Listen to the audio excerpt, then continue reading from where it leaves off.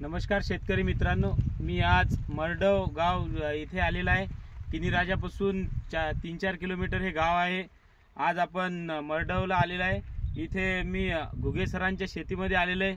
त्यांनी आपल्या निर्मलचे सर्व प्रोडक्ट्स वापरलेले आहेत। पूर्वी त्यांच्या हळदीमध्ये त्यांना म्हणजे एकदम व्यवस्थित वाटत नव्हतं, कारण की हळदीचा त्यांचा जो प्लॉट आहे तो 3 एकराचा प्लॉट खूप खराब झालेला होता। पण त्यानंतर त्यांची आणि माझी भेट झाली आणि निर्मलचे त्यांनी प्रोडक्ट्स वापरले, तर त्यांना कशा प्रकारे रिझल्ट आले हे आपण आज सरांकडून जाणून घेऊ। नमस्कार सर, आपलं इंट्रोडक्शन द्या सर। माझे नाव प्रदीपराव पंजाबराव घुगे, राहणार मैराळडोह, पोस्ट एरंडा, तालुका मालेगाव, जिल्हा वाशिम। मी माझ्या शेतामध्ये 3 जून रोजी 3 एकर हळद लावली होती, परंतु पाऊस जास्त झाल्यामुळे म्हणा का दुसऱ्या कारणामुळे म्हणा माझी हळद एकदम पिवळी पडून एकदम लगे खराब झाली होती। त्यानंतर मला या निर्मल सीड कंपनीचे राजे जयराव सर भेटले। त्यांच्याशी मी संपर्क केला। त्यांनी मला मार्गदर्शन केलं आणि त्यांच्या मार्गदर्शनानुसार मी माझ्या हळदीची व्यवस्था घेतली। त्यामध्ये त्यांनी मला निर्मल कंपनीचे रायझामिका, बायोसंजीवनी आणि बायोपिकअप हे प्रॉडक्ट त्यांनी मला ड्रीपद्वारे टाकण्याचे सांगितले।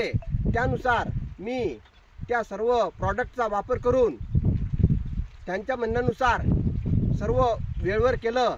त्यामुळे माझ्या हळदीमध्ये जे समजा पिवळेपणा होता, जी कंदसड होती, बुरशी होती, ती सर्व आटोक्यात येऊन आज रोजी माझी हळद एकदम चांगल्या स्थितीत आहे।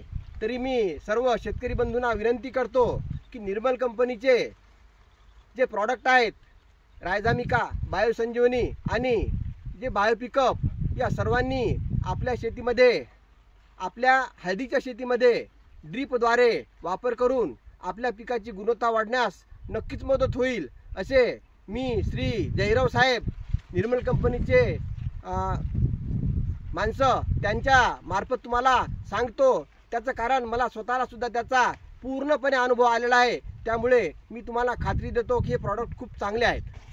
तुम्ही इतर शेतकऱ्यांना काय सांगू इच्छिता की हे प्रोडक्ट वापरायला पाहिजेत की नाही? हा, नक्कीच हे जे प्रॉडक्ट आहेत निर्मल कंपनीचे रायझामिका, बायोसंजीवनी आणि बायोपिकअप हे प्रॉडक्ट प्रत्येक शेतकऱ्याने ज्यांची हळद आहे त्यांनी 2 वेळ 3 वेळ आपल्या कालावधीनुसार, पिकाच्या क्षमतेनुसार किंवा पिकाच्या क्वालिटीनुसार वापरायलाच पाहिजेत। त्यामुळे शेतकऱ्याला खूप फायदा होऊ शकते, असे मी माझे वैयक्तिक स्पष्ट मत आहे।